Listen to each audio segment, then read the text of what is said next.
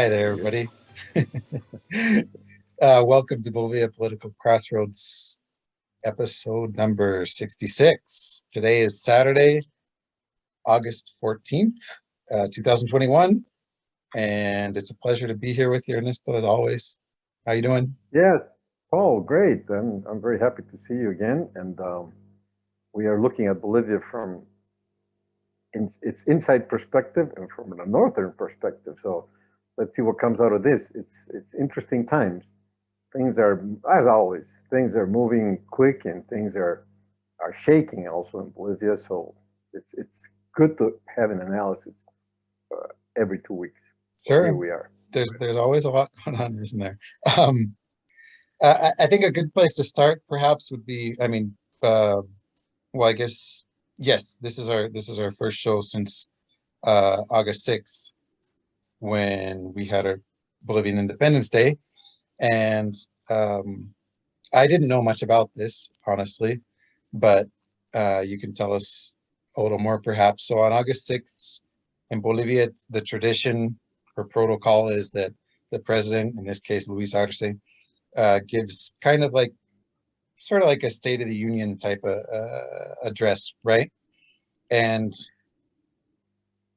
Sort of.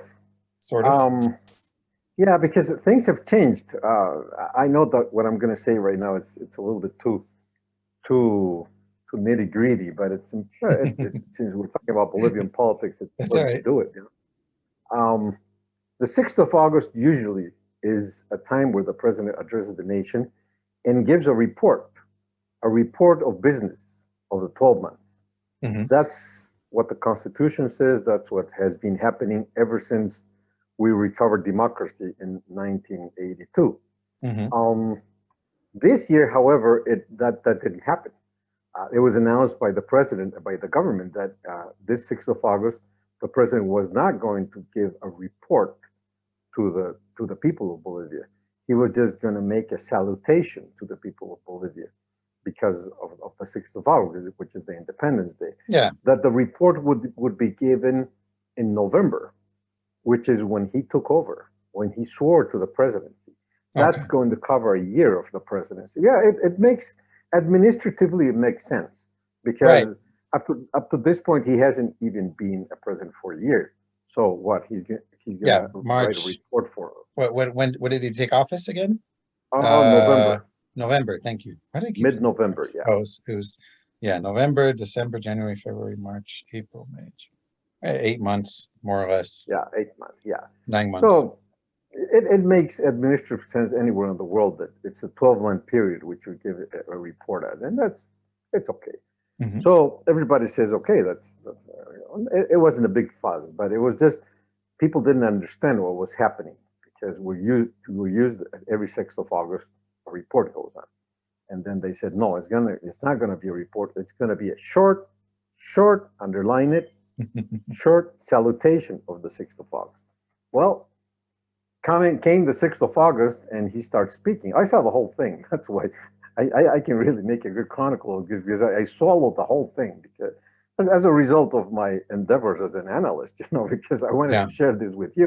I watched the whole thing. It was interesting because he started speaking, and well, first I should underline it was the first time that Bolivians saw the new legislative palace, which Right. It was in inaugurated um, yeah, only a couple of weeks ago, I think. unequivocally, that is it is a palace. I mean, it's probably one of the most beautiful buildings that there are in Bolivia as a whole. It's a wonderful place.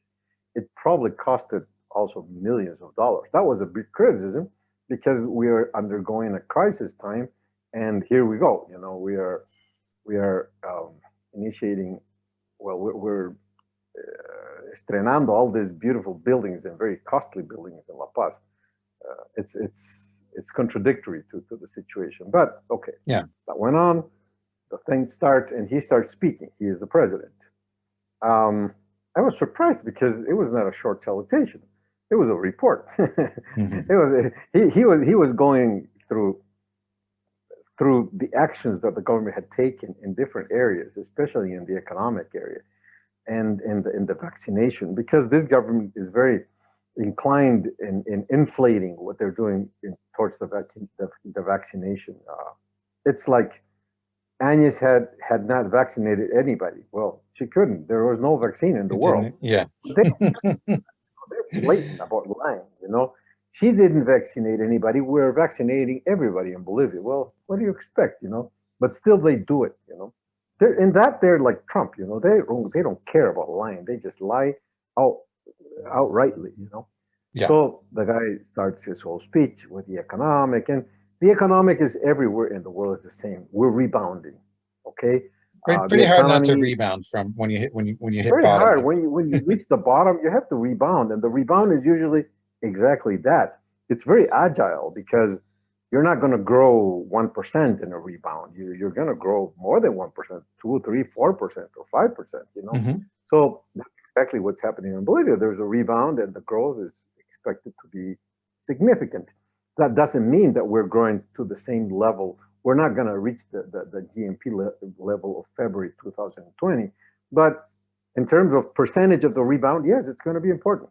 And so they go through that, and they insist on that, on the numbers, on how construction is going up, and blah blah blah, and employment is going up, and blah blah blah.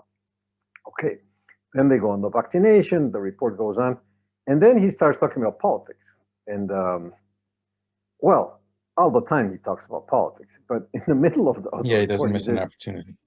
We are so much different than previous to the golpe, to the coup d'etat. To the coup. Yeah.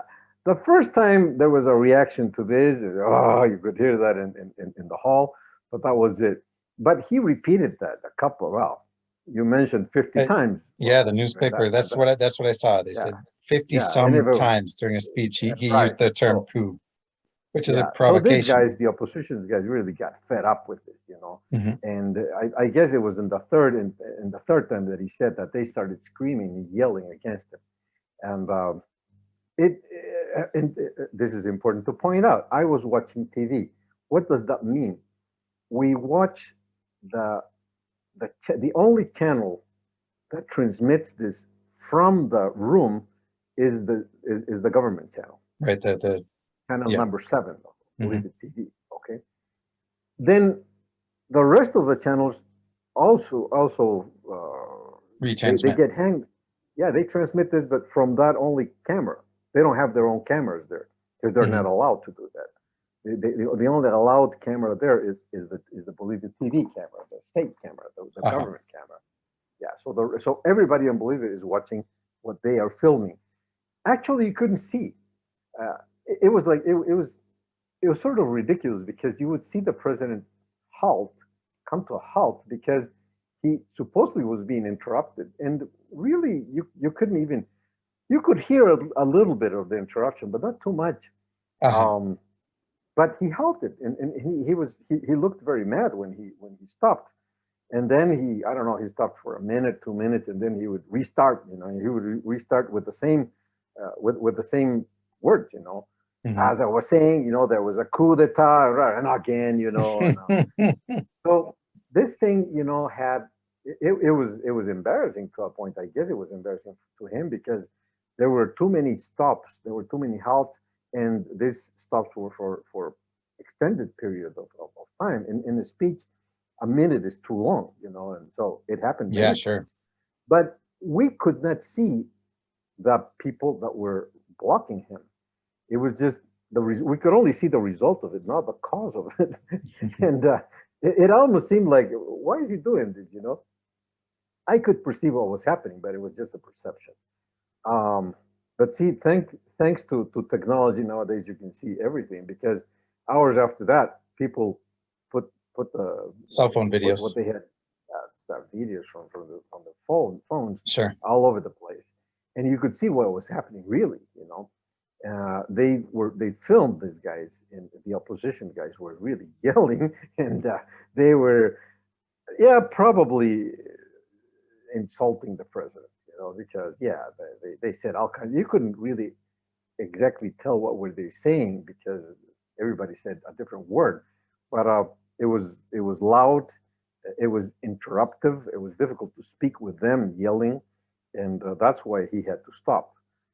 And you could see their faces; they were really mad. They were yelling at him in a very well, like you yell when you're fighting. Yeah. And they also said that many of them turned their backs to the president. They just went back and showed him his.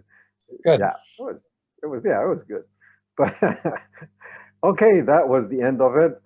He finished finally, and nothing more was said about this, except that 1 or 2 days after the 6th of August, we learned through the news that the government assemblymen were initiating a process within the Asamblea, the Legislative Assembly.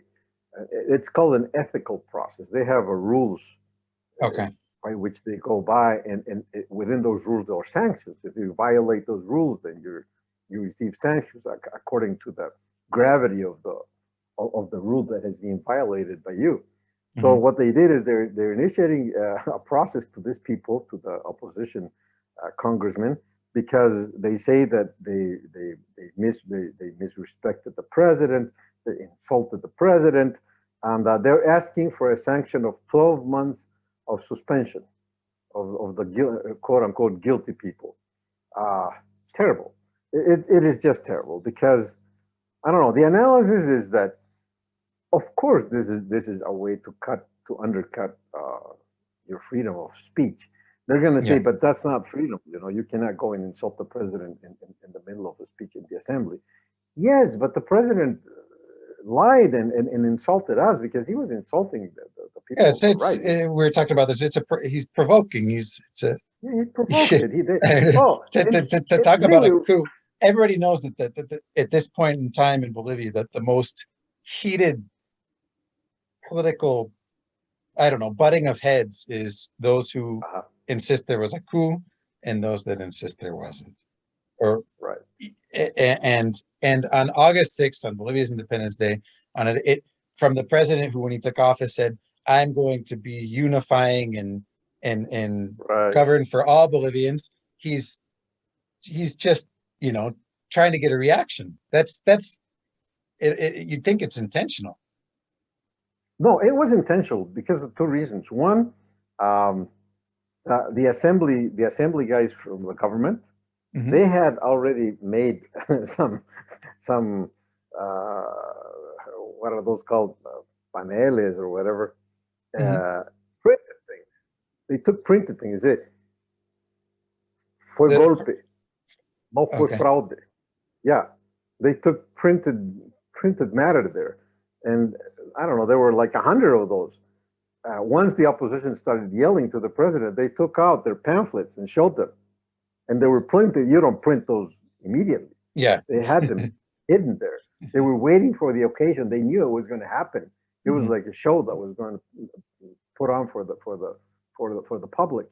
They came out and they say, "Oh," they were showing to the people that yeah, they were ready for the fight. And that was number one issue to comment. It was prepared, of course. They were ready. They knew it was going to happen. And number two, the vice president, his speech.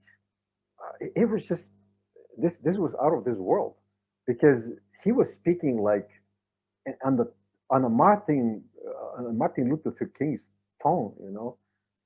You could see Martin Luther King revisited. Because he was speaking peacefully. That we Bolivians have to understand each other. I think Choquehuanca's. I think he needs to be assessed to see if he's bipolar. Because he does these speeches that are great. I think his first initial speech at the when Arce took office, his was better, and it was that counterbalance, right? And then I know maybe I don't know, maybe a month or 2 months into the presidency, he kind of shifted and followed the narrative, the mass narrative, right? I think he's got some serious internal conflict going on. Yeah, but now it's too notorious. He went and spoke peace and love, and the other guy was provoking the audience, and the audience was totally out of bounds. They just insulted him. So now they have to face a trial within the assembly. That's how things are.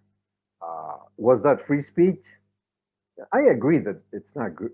It's not proper to insult the president when he's in the assembly, but when he provokes, it's sort of like a defense situation. You know, you're going to shut up. What are you going to do? Mhm. I don't know. Legally it's a conflict because actually you cannot insult Yeah, anybody, not only the president. You know. yeah, I'm sure they broke the rules, but Yeah. you know, it's like that classic. I don't know. You know, it's they were being. I don't know if I want to say set up, but it seems like they were, right? You know, Hmm.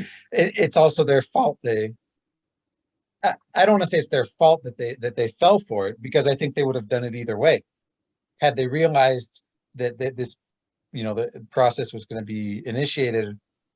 Um, I you'd have to ask them, you know, the guys who were being subject to this process, but probably wouldn't have changed their decision of how they reacted. But Because that's a it's good point that you touch. It's an excellent point. If we both were there and knew that this was going to happen, I Mhm. wouldn't do it, but I would have to do something. I mean, I would be more in the line of a protest within the Martin Luther King's outlook of the world, peaceful protest, but protest, you know, not Mhm. insult the president, because all you're doing with insulting the president is provoking this conflict and exposing yourself. Um, yeah, it's a good issue that you bring up because I think that the plan could have changed and it probably could have been as good as what they did or even better, you know, because when you have a government that is tyrannical to this one, I think the opposition has to be very smart in order I, to confront it. I don't know if I agree with you because it wouldn't get exposure. Do you remember when after the two-thirds thing, remember when they changed the mass, the outgoing legislative body changed the internal, what do you call it, like the internal rules, Hmm. where you Yeah, didn't need a simple majority, or excuse me, you didn't need a two-thirds two majority, but thirds. only a simple majority for Uh-huh. certain things, right? Right, And right. Comunidad Ciudadana, Carlos Mesa's group, her party, or whatever you want to call them, um, held up these signs Uh-huh. inside the chamber. I don't know if you remember that. Yeah. Nobody gave a For shit, what? man. People were laughing about it and calling, you know, basically, pardon the term, but well, I wouldn't use the term. Basically, saying they were cowards and that was a joke because it wasn't getting any. That's that's not how you get anything done in Bolivia. I almost um, the only way. I don't know if it's oversimplifying or not, but the only way to really create significant change in Bolivia is through um, a strong reaction. Violence. Hmm. Yeah, violence, a strong reaction. I mean, uh, the Martin Luther King approach, I don't think is ever going to work. Uh, when we talk about what happened back in October, November 2019, Well, that the was violence. opposition protests. Uh, what's that? That was violence. The opposition had a violent protest there. Which opposition? The anti-Mas. Yeah, sure. In 2019? Uh-huh. Sure, sure. Not in Santa Cruz, but in La Paz, definitely, yes. That's why they ran away from the palace and stuff like that. Yeah, there was a lot of Okay. sure. I mean, actually, and it's good that you point out because there are points of view that are so diverse in Bolivia, which are incredible. And I think that many people, like what you just mentioned in Santa Cruz, truly believe that Evo Morales had to flee because of what happened in Santa Cruz. And Mhm. that's definitely not what I think. No. Definitely not, because in that sense, I agree more with your position that you just exposed today. It's violence. Evo Morales flew Bolivia because he thought that the violence was going to be so big that they were going to kill him.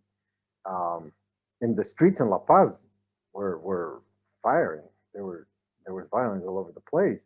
All these kids from the right were rioting in the streets, and they wanted to get into the Plaza Murillo, and they couldn't, and they finally went in the Plaza Murillo.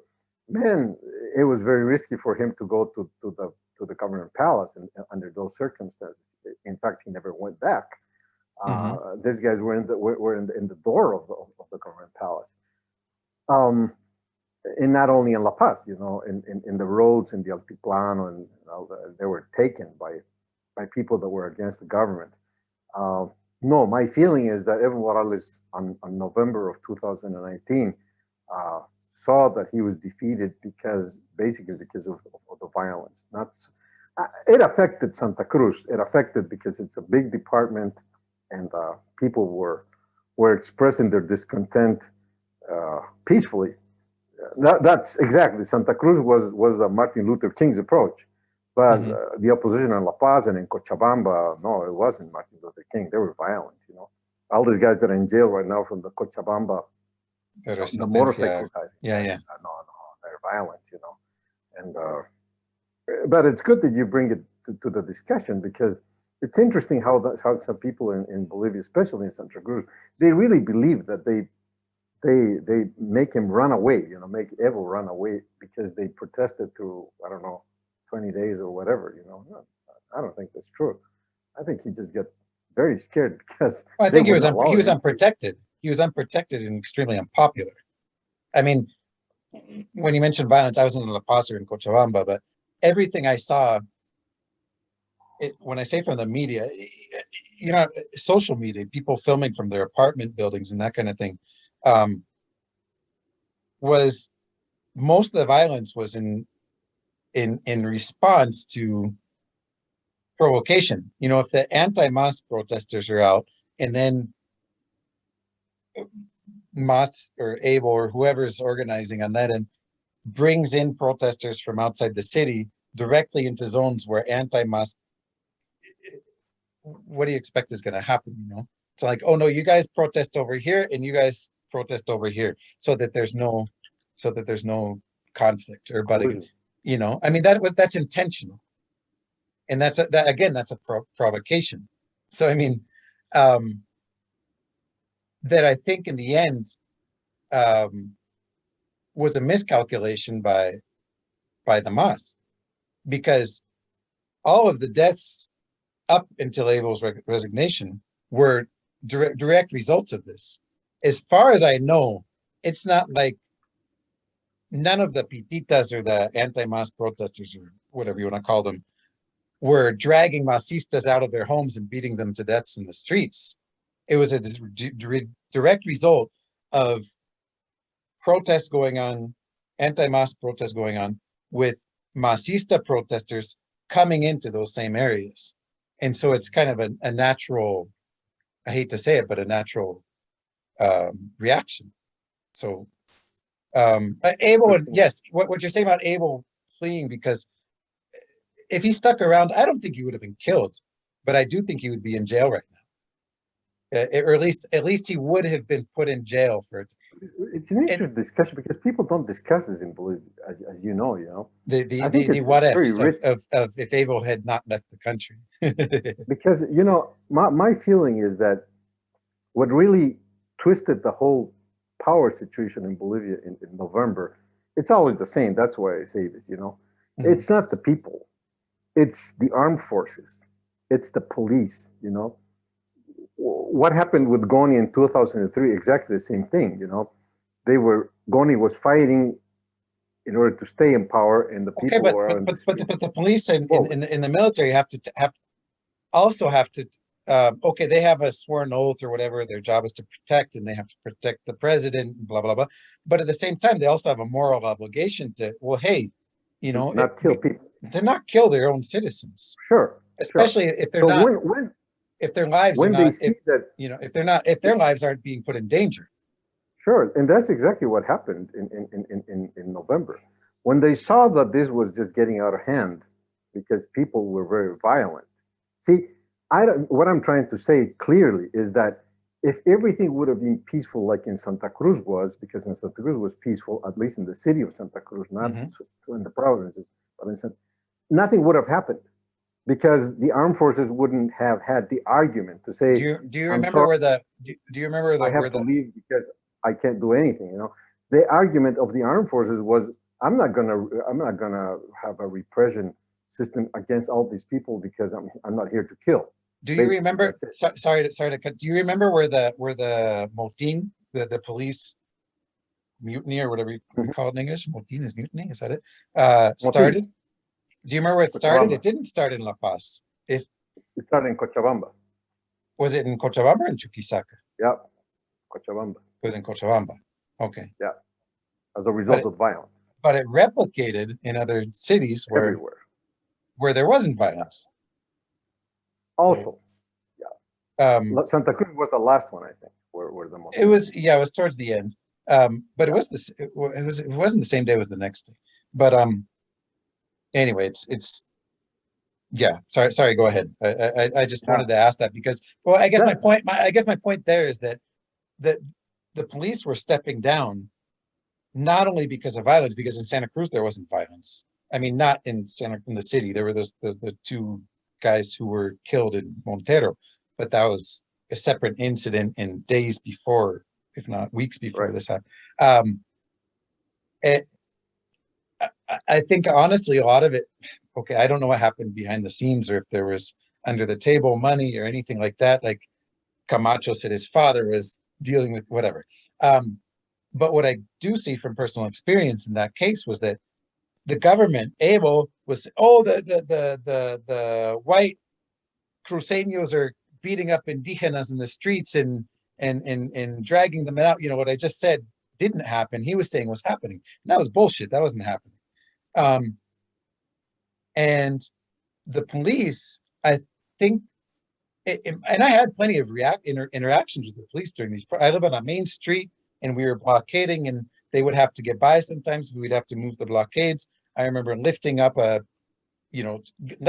helping them get their truck through, and the guy got out. He said, "Hey, thanks, I appreciate it," and da da da. And there was friendly interaction with the police, and I honestly believe that on some level, maybe at the higher ups, you know, if there had to be some kind of pressure, whether it was financial or incentive, that in the lower ranks, people aren't stupid. You know, they saw that they were being lied to and they were being used and abused by the central government.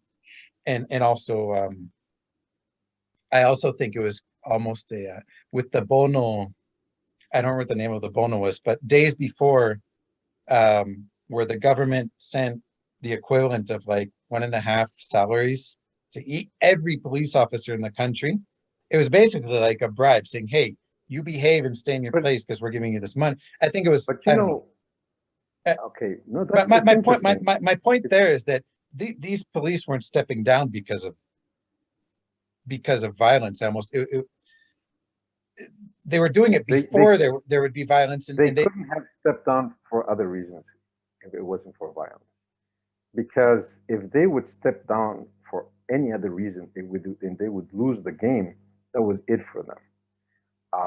They went out because they stopped doing their job and they did the motines because of the violence. Because they know, every policeman knows that he cannot be against any government, against the institute government. Mm-hmm. So whenever they took the decision to undergo a motin, paid or not paid, that's not the issue here. Mm-hmm. If you're a policeman and you say, hey, this is the moment to raise our hands against the government, that's it. That's it for you as a policeman. You either win or you're dead. So they did that because they knew that this couldn't go on and they were not going to kill people in the streets, or they were not going to allow themselves to be killed in the streets. In Cochabamba, remember, they were being followed by the people. The kids were beating their asses in the streets of some of the policemen.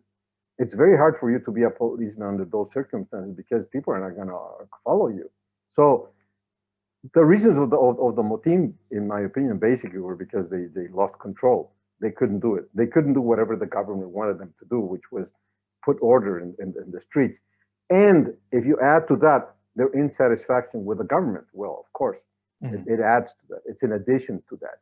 But I don't think any policeman would act against the government just because of economic matters, because they're being affected and stuff, because they put at risk their own lives, and they put at risk their careers. And I think that's the moment that any people and any president has to get out of government. The moment that the people that are protecting you say, Stop hey, protecting we you. cannot protect you anymore, because these guys are just a herd of people that are going to come and kill us, you better leave the country or do whatever you want, but do not expose us against them. That's the moment a president leaves. Here in China or wherever, if you don't control the armed forces and the police, that's it for you as a president. Because so basically that's the whole point. These guys are never going to confront a government if they don't have to confront it, and because they put at risk their own careers. So basically, my position is that they confronted the government, or they probably, if not confronted it, they told the president they couldn't protect him because I think it was preemptive. I think it was preemptive in the sense that they were being cautious, to make that decision before things really got out of control. I mean, out of control in the sense that police started killing people, because police weren't killing people. It's not the same as what happened in 2003, right? In 2003. No, but things got out of hand because people from the mass started turning on fire houses in La Paz and stuff. In 2003. No, in 2019. Albarracin's house got burned. So did the house of this girl that is a journalist in La Paz. I don't know, Lema. Yeah, Lema. Right. Yeah, there were two homes that were totally Waldo Albarracin, police. Right. Yeah, but I mean, this was after the police had stepped down, right? These weren't anti-mass protesters; these were masista protesters. Anyway, I think this might be a good place to transition into this other topic we were. There's not a lot of. I don't want to say there's not a lot of good news, because everybody's pretty much better off than they were a year ago, at least in terms of the pandemic. So the big news, unquestionably, right now in Bolivia is with the decision of the, how do you say it in English? The Interamerican Court of Human Rights. Does that sound right to you? The CIDH? Yeah, I'm just trying to making sure I get the translation right in my head. So back in 2017, this was years ago, right? After Evo decided that he was going to run again because it was his human right. But let's give a little background for people who don't have it. Evo was allowed 2 terms. He was finishing his 3rd term because his 1st term was incomplete. And after his 3rd term, and after losing the referendum that really didn't leave him any cards left to play, the referendum of 2016, where 51% to 49 said, no, we will not make an exception. You cannot run for a 4th term. His lawyers argued that it was his basic human right that he could run for as many terms as he wanted, basically, because if they didn't let him run for president again, they were denying him the basic human right of holding a public office, established under this, what was it called? The Pact of San Jose from 1970 something, right? Which was this being something under the OAS, right? The Pact of San Jose was that among various points, one was the declaration that any natural citizen or citizen of a country has the right to hold a public office. So to be elected. Okay.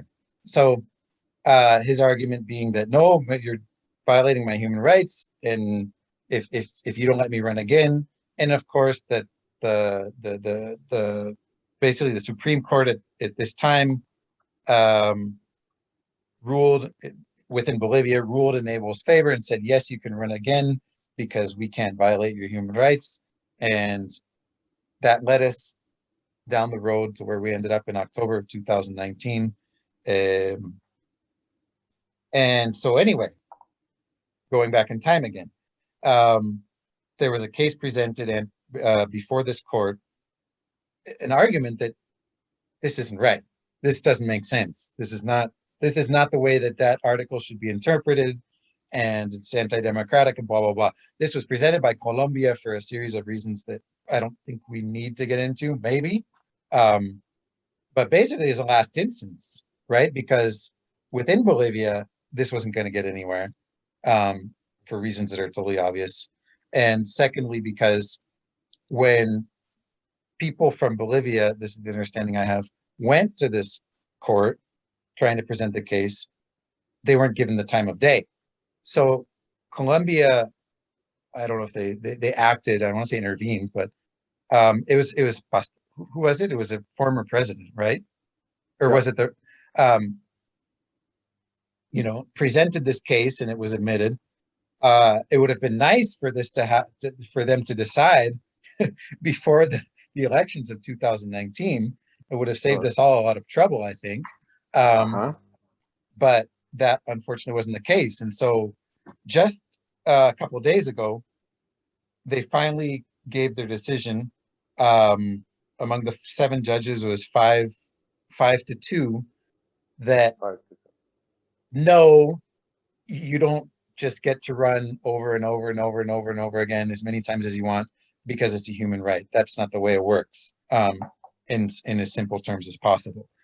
So that's a big deal, right? Because that is what's at the root of all this huge fight we're having today internally in Bolivia of, these two factions. And I think there's definitely some interesting implications. We could go back and play what ifs, right? Now there's people saying, oh, okay, so Evo Morales needs to be held responsible for wasting all this money on these elections and attacking Bolivia's democracy by doing this and blah, blah, blah. Of course, with the Masista government, that's not going to get anywhere. That I imagine you'd agree. The other interesting thing, I mean, and it's, I guess, legitimate here, or I don't know, you're the legal expert, is that it's a ruling. What happens with any kind of retroactivity here? Because when a law comes out, it's not retroactive, right? But this isn't a law. This is a ruling based on the interpretation of an article that was in this document from 1973. So my question is that what could happen to Evo? Could he be held responsible? Could he be what's the word I'm looking for? Processed or put it? Could there be a trial and all this? I know that right now that's not going to happen, right? But in theory, let's say there wasn't a Mas government in power. Could he be?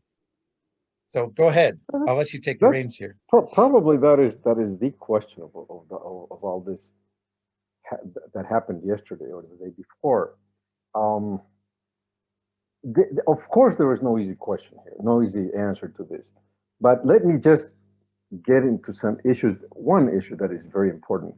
The single issue is that human rights and the philosophy of human rights are rights that human beings have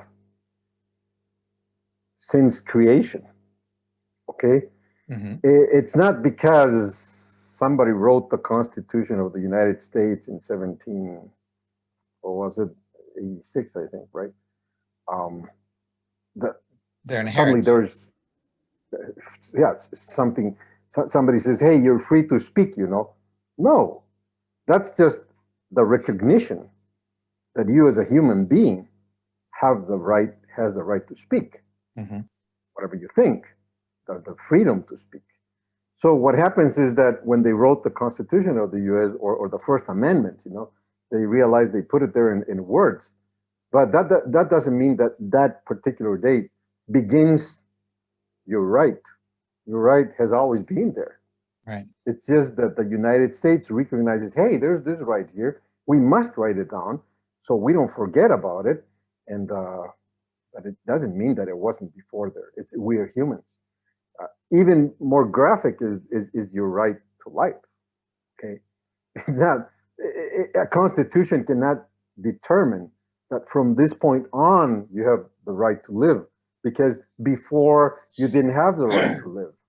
I see where you're going. So yeah, the right of life was there always.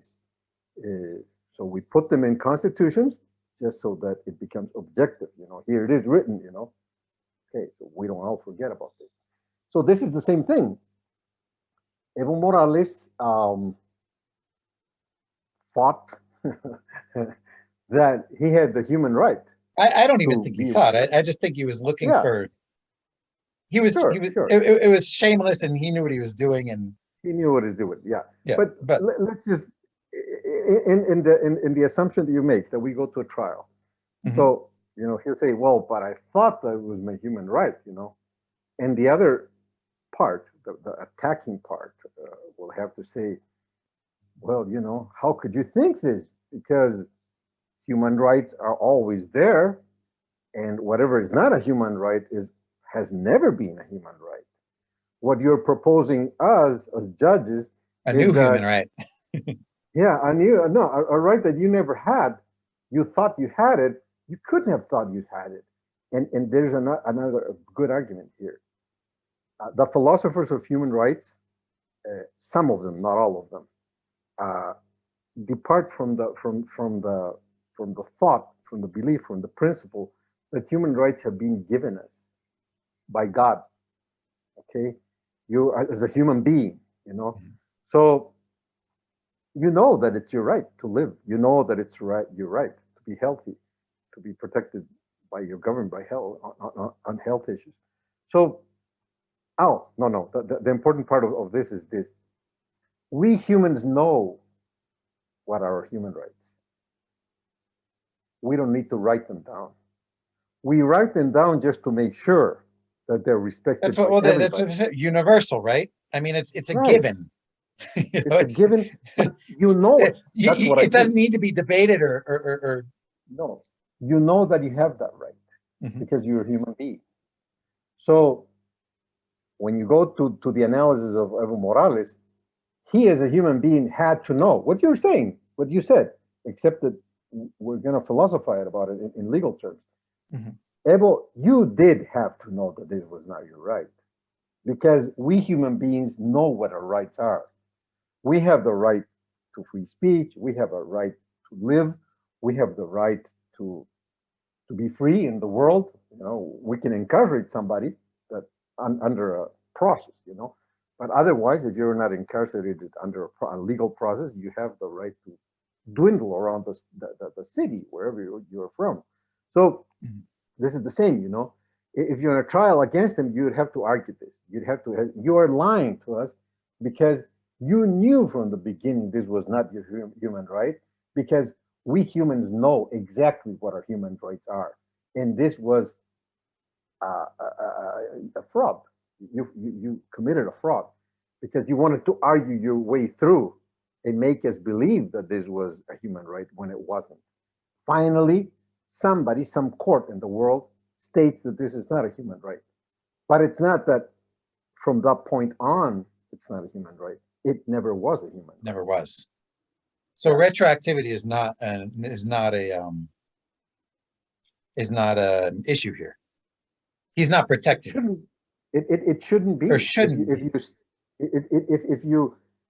if you put it forth in such a way that the argument is well explained, then it shouldn't be, because we all know what human rights are. But our Minister of Justice, Ivan Lima, says he's protected. He didn't say protected because that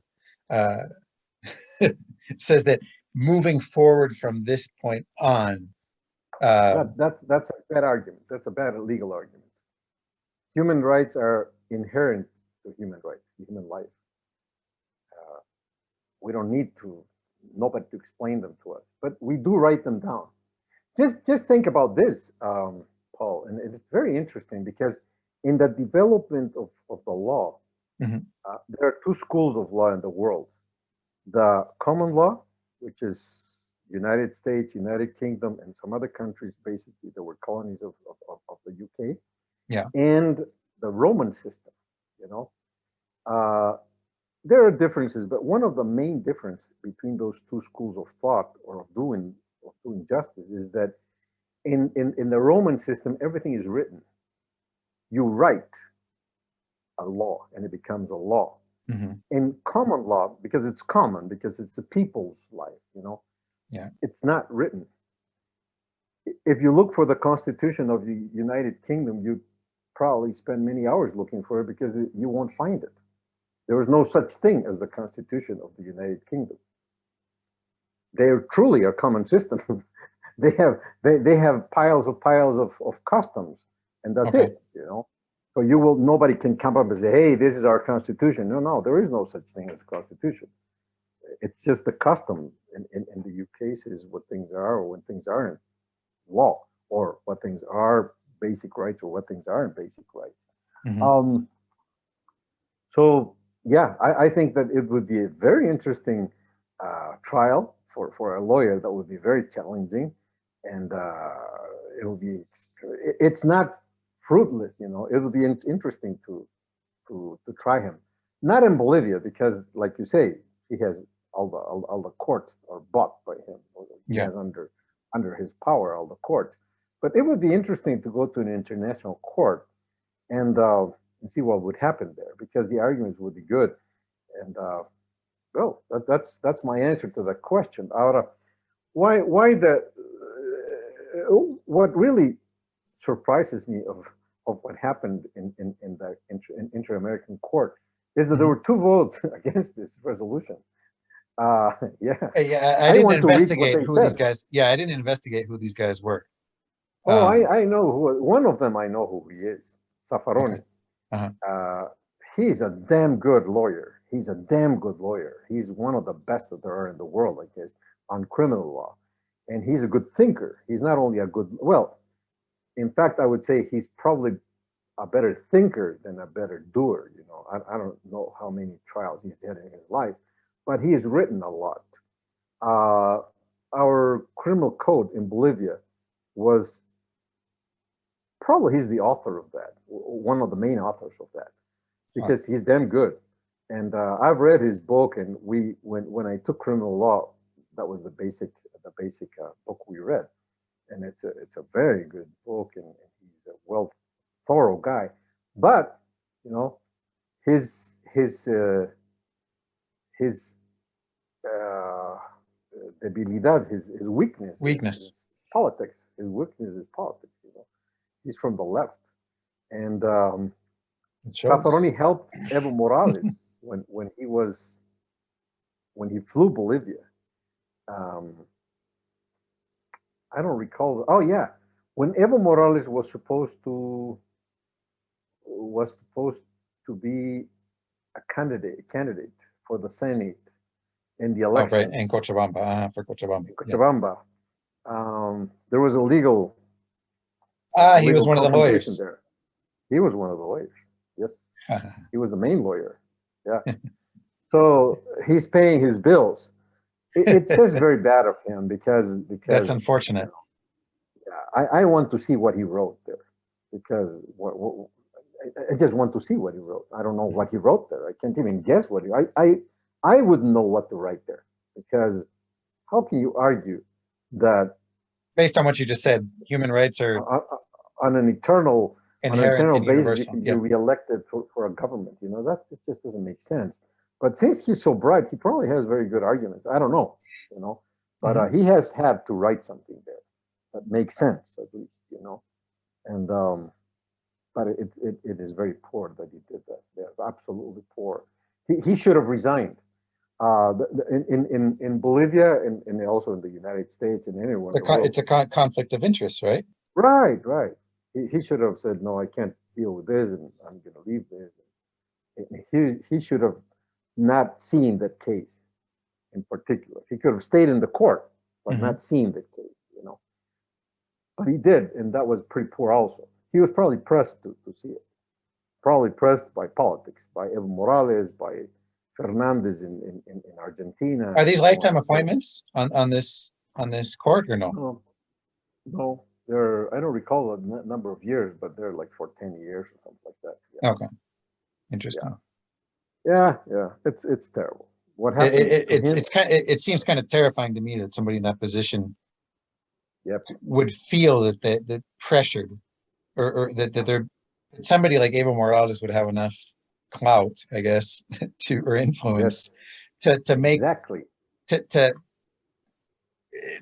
to influence him to rule the way he did. I mean, that blows my mind. I can't believe that, you know.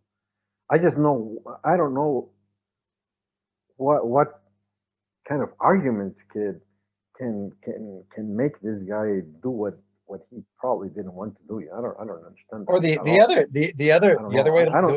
other way to look at it is that his ideological leanings are so strong that that's the way he went, you know, and they clouded his judgment.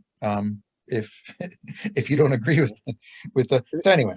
If he truly believes, if he truly if he's a true believer, then but that's hard to believe. Right? So yeah, I don't know if you want to go anywhere else with this, but I think it's a. I think we touched the main point. Yeah, and on a positive note, I think that's the best news. This is the best news Bolivia has had in a couple of years. Definitely. Maybe you could say more than a couple of years if you want to go beyond the politics, and for me it's hard to say it's better news than Evo Morales not being president anymore. But I mean, whatever side you're on, if you truly believe in the institutions of democracy and you're anti-authoritarian, then which is definitely something we need to be concerned about in Bolivia. The tendencies that we're seeing politically, it's good news. So I guess we can leave it at that. I don't know how far to close before we close. Go ahead. Just a doubt that I have. In the U.S., they limited the number of re-elections with the Roosevelt, right? Because he was re-elected 3 or 4 times, I think. I think he had. I think he did 3. Sorry, it's not mine. Yeah, I think it's 3. But then they put an end to that.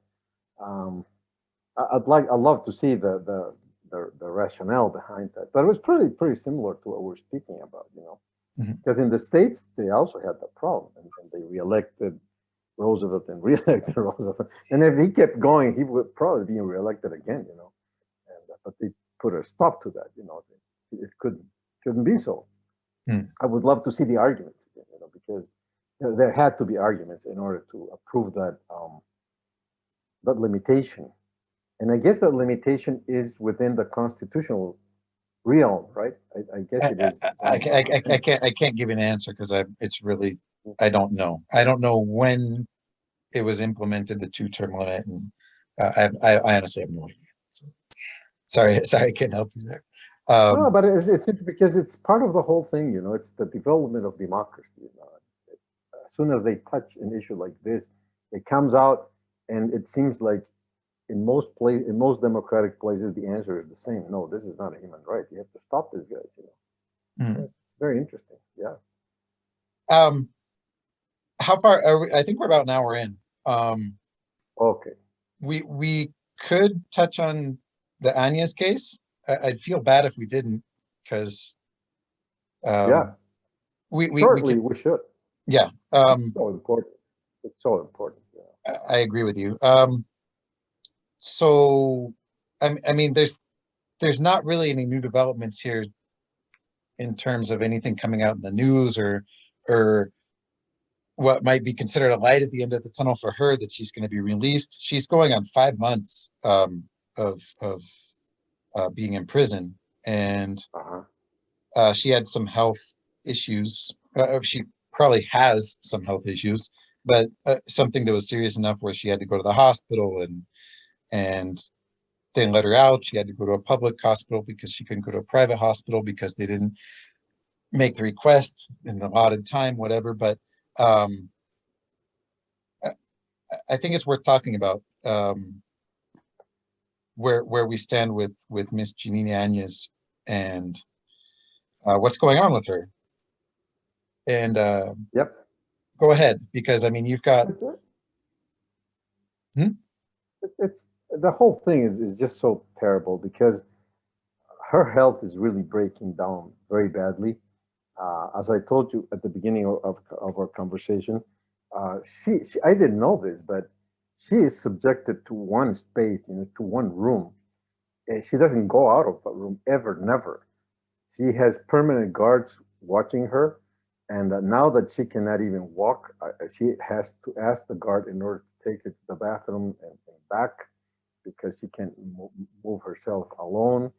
And she's undergoing a very bad depression, and her whole heart system is also very weak.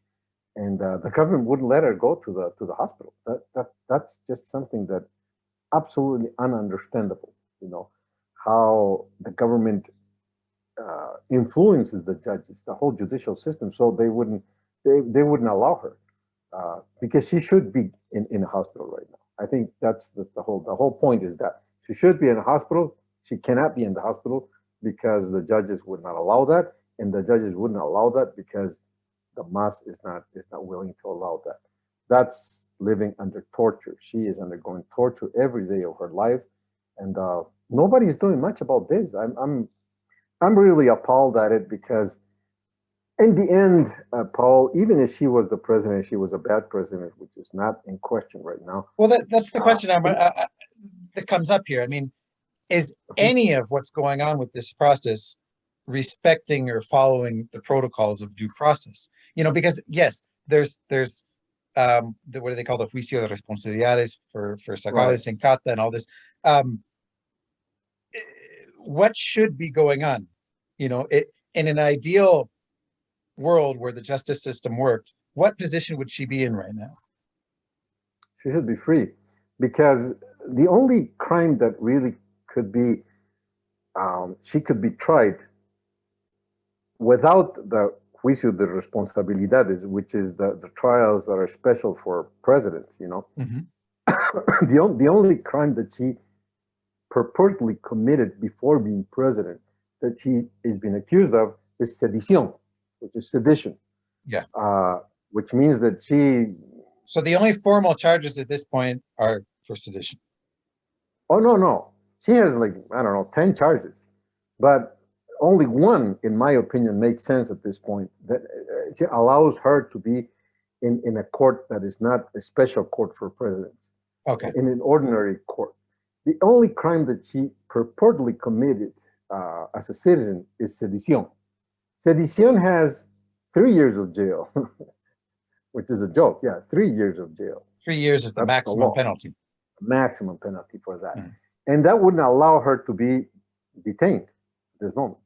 During the trial? During the process? Wouldn't allow? She wouldn't allow to be detained. After she undergoes a process, you could be charged for 3 years of jail, and you could go in prison. Could not necessarily go, because that's the max. 3 years is a breaking point. Okay, under 3 years, if you're a criminal and you commit a crime of 3 years maximum, and the judge gives you 3 years, you have one option. If you had a good and honorable life before that, you could argue before the judge and say, "Hey, hard judge, I really." It's at the judge's discretion, right? Based on if you have a prior arrests or a record, correct? Right. Which she doesn't. Yeah, she doesn't have that. And so the two things. sorry, the two justifications for pretrial detainment is you're a flight risk and you can influence, you're an influential character, where where you could influence or meddle within the judicial process, right? So and sorry to cut you off here, but as far as I know, if she was a flight risk, she would have left a long time ago. You know, they took her from her home not a flight risk. months after. Months before, yeah.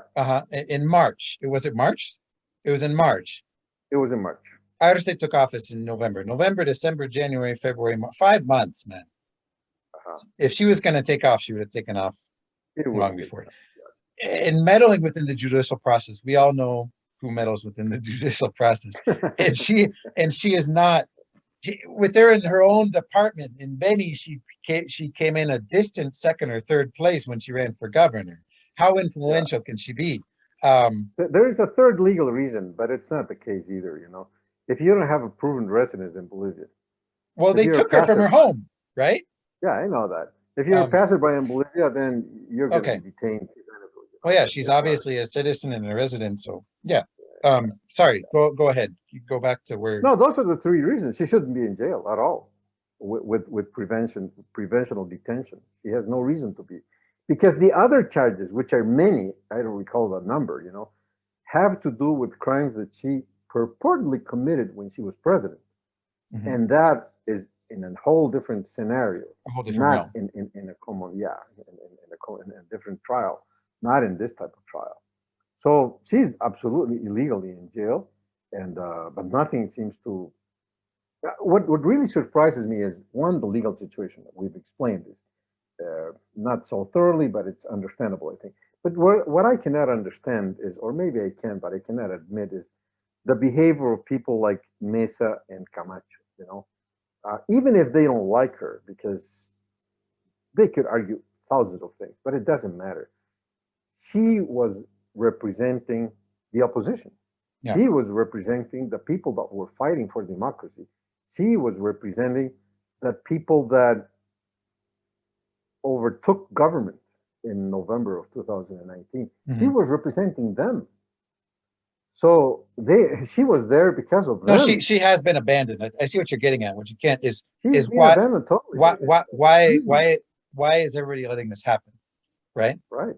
Right. And unfortunately, I think it looks like they're in agreement. You know, oh, let her die there. You know, because she was a bad girl.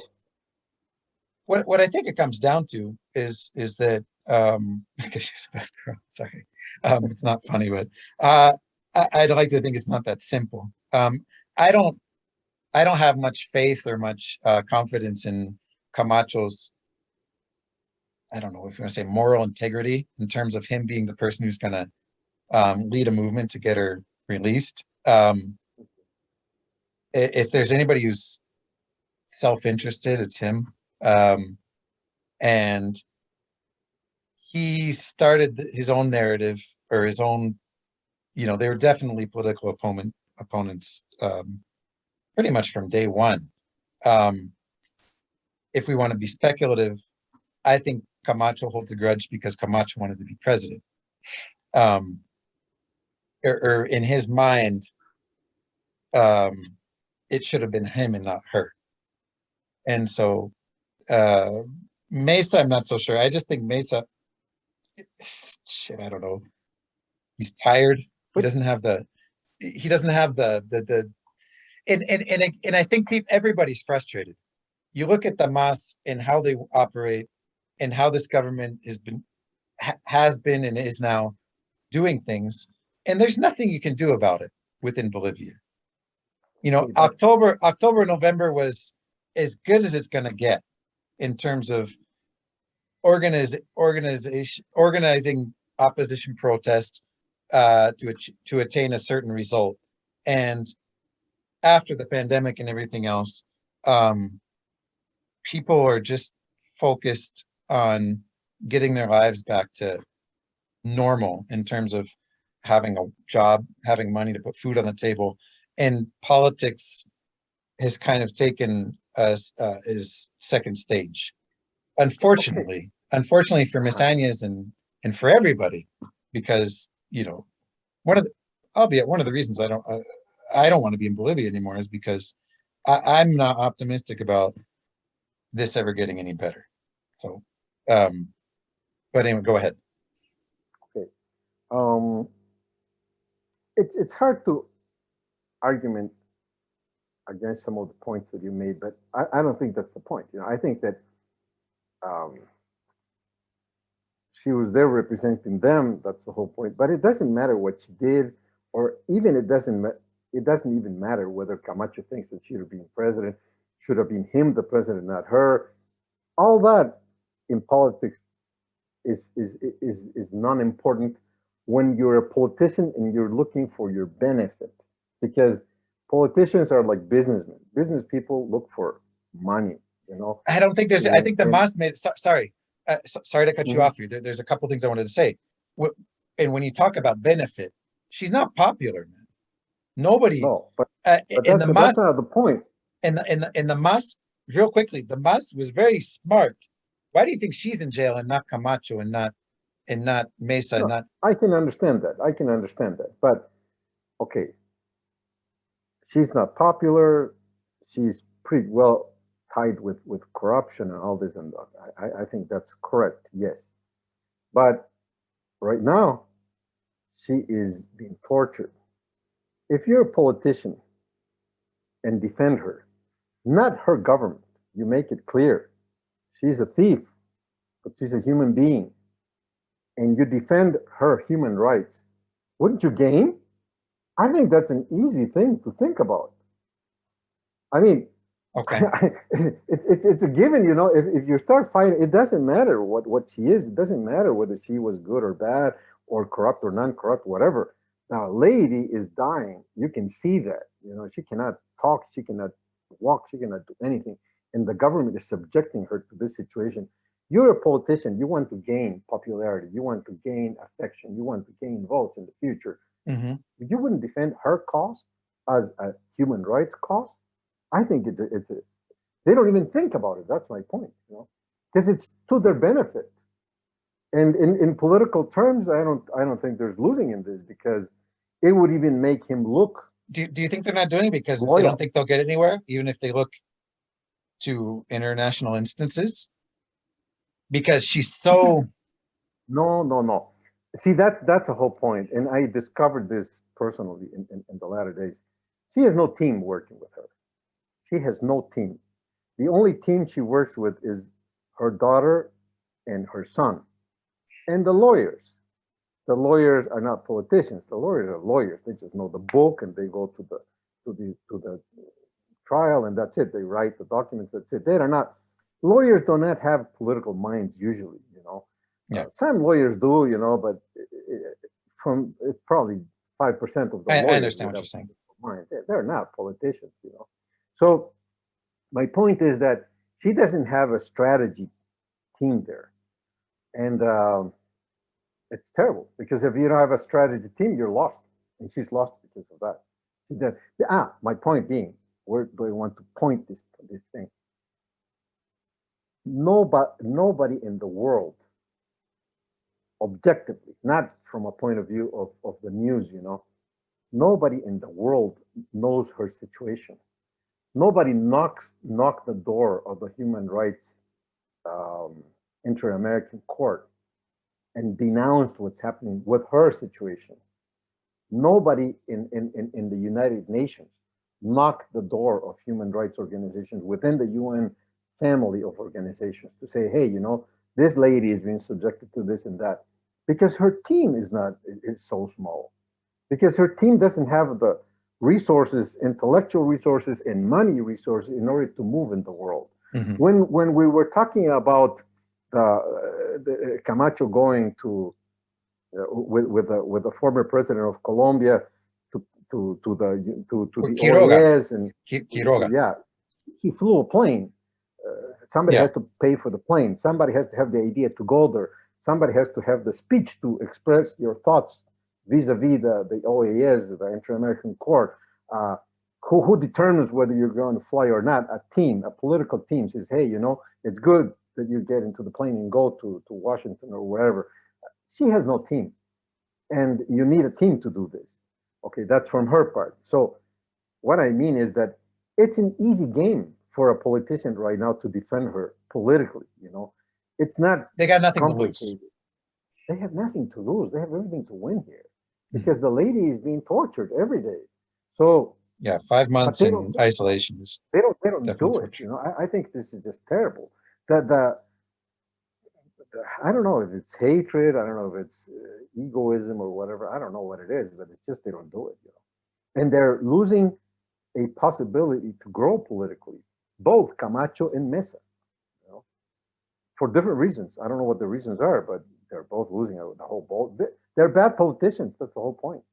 They're bad politicians. We need better You see, politicians. okay, so one thing, it seems like Tuto Quiroga is picked up real quick, and I don't want to go too far down this route because of the time. Tuto Quiroga has taken on, it seems like he's kind of become the spokesperson since the ruling from the Interamerican Court on the re-election or the re-election issue. Right. Do you see him picking this up as well? I don't know. Because he seems, of the three, he seems to be the most astute politically, and also the most capable and the most well connected in terms of going, and good point. Maybe he should pick it up. I don't know if he's going to pick it up, but he's a good candidate to pick it up, and we'll see. It's good that we talked about it. See, yes, it's a legal thing, yeah, of course, but it's a human rights issue. It's an obvious human. They are torturing a lady, and nobody in a democracy can be tortured in a jail. Nobody, not even drug traffickers, can be tortured. So why don't defend the victim? I don't see the point here. I just don't understand these guys. I don't understand Camacho. I don't understand Mesa. They're somewhere else in the world. They're not thinking politically. And it's good that you brought it up. I think it's an interesting issue. I think that we'll see what the future holds for her. But definitely, I think that the opposition, or well, at least these leaders of the opposition, including Tuto Quiroga, have something very important to which they could grab and do politics in the world. Evo Morales would have done it. Let's put it that way. If you turn things around, man, Evo Morales would be flying the world, saying this lady is being tortured every day by the political right. This blah blah blah blah blah. Yeah. Yes, he would be. Yes, good point. With lawyers. With the biggest lawyers in the left, he would be going to all this human rights place. As much as I have as I agree with you in terms of she deserves to be defended and have her case seen, and she shouldn't be in the situation she's in. Maybe it's kind of a dark thing to close on, but do you think it's possible that she's kind of such a toxic figure politically? What I'm getting at here is that a lot of people in Bolivia hold her responsible. The ones who are not masistas look at her as primarily responsible for the Mas retaking power, and that's unforgivable because of I think how Camacho is responsible for that, not her. That's what you think, but Camacho was never the president. I mean, her presidency was such a disaster that many people, I don't know, we could do a survey if we had the time and the resources. But it's been an interesting question for a survey. Who is responsible if you had to pick one person for the Mas coming back into power? Camacho. In a survey, Camacho would win the vote, I would imagine. Okay. Because it was too clear at the end, If he wouldn't have participated, Carlos Mesa wouldn't got his vote. Yeah, but the numbers still didn't add up if you just do the math. But what I'm getting at here is that what you're saying is nobody has anything to lose politically if they're defending a human rights issue internationally, right? Internationally or domestically.